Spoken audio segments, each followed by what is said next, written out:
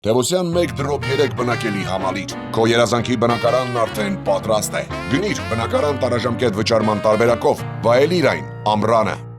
Տիկին Թանդիրյան, այսօրվա բողոքի ակցիայի նպատակը հայտնի է, բայց կառավարության միսն է եւ դուք էլ կառավարության շենքի դիմաց եք փորձելու եք ինչ-որ հանդիպում պահանջել, ուղերձ փոխանցել։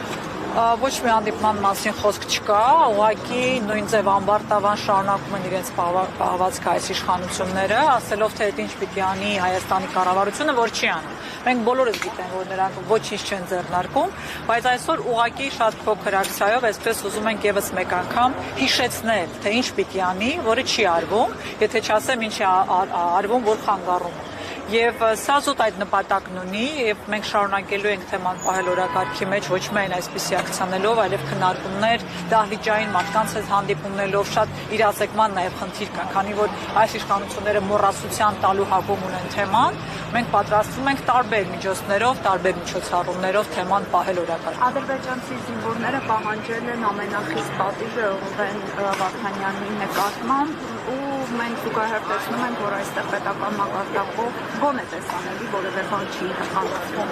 հանգուցալուծում ինչ կլինի այս։ Զինվորներ, որոնք Ռուբեն Վարդանյանին գիտեն սոցցանցերից, եւ սա զավեշտ է։ Այս զավեշտը տեղի է ունենում աշխարհի եւ Հայաստանի կառավարության աչքի առջեւ։ Եվ հետեւաբար, այո, մենք պիտի ցույց տանք նաեւ աշխարհին, դրա համար գիտեք, որ ՄԱԿ-ի գրասենյակի մոտ ենք ակցիա արել ու տարբեր միջավայրերում, տարբեր դեսպանությունների նամակներ ենք հղում եւ շարունակելու ենք այս մասին խոսել, որ չծաղրեն Հայաստանի Հանրապետությանը եւ Հայաստանի քաղաքացիներին։ Սոցցանցերում մարդիկ գիտեն հատկապես ում եւ որտեղ դրված ականից են պայթել։ Սա ուղղակի ծաղրանք է մեր պետության եւ մեր քաղաքացիների համար։ Տիկին Թանդիրյան, Շվեյցարիայի խորհրդարանը ընդունեց բանաձև արցախահայերի վերադարձի վերաբերյալ համաժողով անցկացնելու, նաեւ գերիների հարցն է ներառված։ Փորձելու եք այս հարթակը եւս օգտագործել ներքին խորհուրդ։ Անպայման, շնորհակալ եմ, սա կարևոր հարթակ է հարցի համար, որովհետեւ նաեւ Գենսեր, երբ որ հրապարակում էր թե ինչ քայլեր պիտի արվի, նա նաև կոչ էր անում չեզոք երկրներին ներգրավել, որոնց անդամները,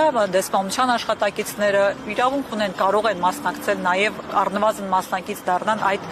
դատավարական ֆարսին, գոնե կունենան երկրորդ աղբյուր ինֆորմացիայի։ Այժմ մենք ինչ ունենք, ադրբեջանական պետական լրատվամիջոցներից տրված ինֆորմացիա։ Եվ ես նորից էլի պիտի խնդրեմ ու հորդորեմ մեր հայրենակիցներին չքննարկել ու չքննադատել այդ լրատվության միջոցով եկած որևէ տեղեկատվություն այնտեղ պահվող գերիների պատանների խոսքից, որովհետև նրանք հենց դրան էլ սպասում են։ Եվ այո, Շվեյցարիայի նաև խորհրդարանը կարող է խոսել այդ մասին, մասնակից լինել եւ շատ բարձր եմ գնահատում Մայքլ Ուոլսի հայտարարությունը ԱՄՆ անվտանգության նախագահի անվտանգության խորհրդականին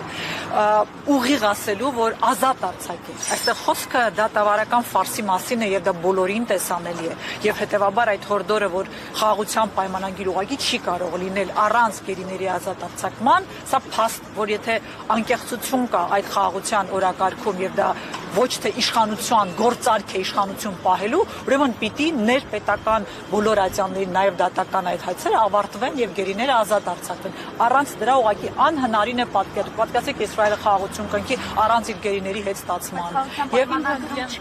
դա եմ ասում, որ ոչ անգամ ներառված չէ, բայց էլի այս պարագայում էլ ինչ էր առաջարկում, առնվազն պիտի պայմանավորվածություն լինի, որ նախքան ստար ոչինչ է, եթե ժողովուրդների միջև խաղաղություն չի հաստատում, համերաշխություն, առնվազն գերիների վերադարձի հարցում։ Տիկին Թանդիրյան, իշխանության համոզմունքը կարծես թե այն է, որ եթե իրենք հետևողականորեն գնան այդ խաղաղության պայմանագրի հետևից ստորագրվի այդ պայմանագիրը, ի վերջո ասում են կլուծվի նաև այս հարցը, եթե խաղաղություն լինի, գերիները Նրանց մոտեցումը հետևյալն է, եթե այսինչ հող օրինակ սահմանազատման հետևանքով այս գյուղը չտանք, պատերազմ կլինի, եթե տանք չգիտենք կլինի թե ոչ։ Եկեք խաղաղությունը կնքենք, չգիտենք, որ չկնքենք չեն դա վերադարձի գերիներին, որ կնքենք միգուցե։ Ակնհայտ է, որ սա մանիպուլատիվ նարատիվ է եւ ակնհայտ է, որ նաեւ այս օրակարգում Ադրբեջանը շարունակում է հրապարակային պահանջները։ Այո, փուլային հնազանդ է Հայաստանի այսպես նվաստացման process է գնում։ Սա խաղաղություն չէ, խաղաղություն այսպես չի կայանում։ Խաղաղությունը կայանում է, երբ որ ժողովուրդների միջև աստիճանաբար հաշտեցում եք նրանց դասագրքերը նայեք կտեսնեք ինչ են խոսում հայ ժողովրդի մասին, որ խաղաղության մասին է խոսքը։ Հետևաբար, այո, Հայաստանի իշխանությունների օրակարգում ուղղակի բացակայում է գերիների վերադարձի հարց։ այնինչ դա պետք է հայտարարվեր որպես առաջնահերթություն, դա պետք է ներառված լինել բոլոր զրույցներում, բանակցություններում, որպես անկեղծ իրական խաղաղության օրակարգի կարևորագույն մաս։ Տիկին Թանդիլյան իշխանությունը ասում է, որ նման երբ որ նախապայմաններով խոսեն, այսինքն բանակցությունները կգնան փակուղի։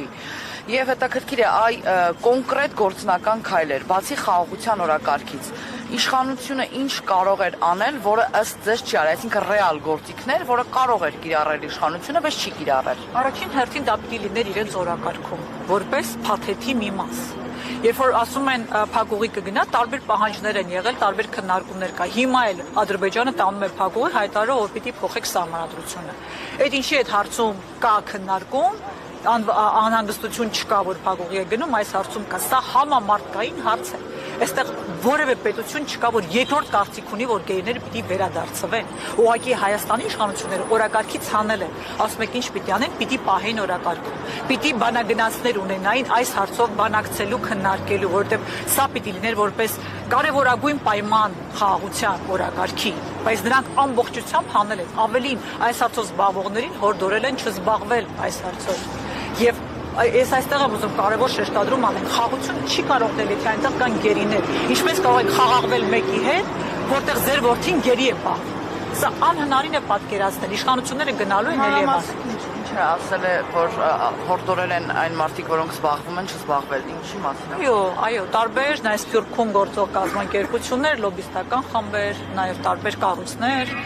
միջազգային, որոնց հետ մենք նաև շփումներ ենք ունենում, ասում են, ձեր իշխանությունների օրակարգում սա չկա։ Մենք կարող ենք աջակցել, բայց չեն կարող մենք լինել սրա առաջ տանողը։ Ասեք, քանի անգամ են հանդիպել պատանդների ընտանիքների հետ։ Քանի անգամ։ Եթե ասելիք ունեն, ներկայացնելու բան ունեն, թող պատմեն ինչ են արել։ Ընտանիքների հետ պիտի ամենօրյա կապի մեջ լինեին նրանք, պատմելու թե ինչ process-ներ կա։ Թեկուզ այո, ոչ բոլորն է, ենթադրենք թե հրապարակային, իսկ ընտանիքներին կարող եք ասել թե ոչ։ Ակնհայտ է, որ չկա այս հարցորակարգում, բայց հայ ժողովուրդը իրենց չի ներելու։ Սա ասում իշխանություն ժամանակավոր է, հայ ժողովուրդը չի մոռանալու, թե ինչպես է Հայաստանի Հանրապետության քաղաքացին եղել լքված Բաքվի բանտ։ Շնորհակալ եմ։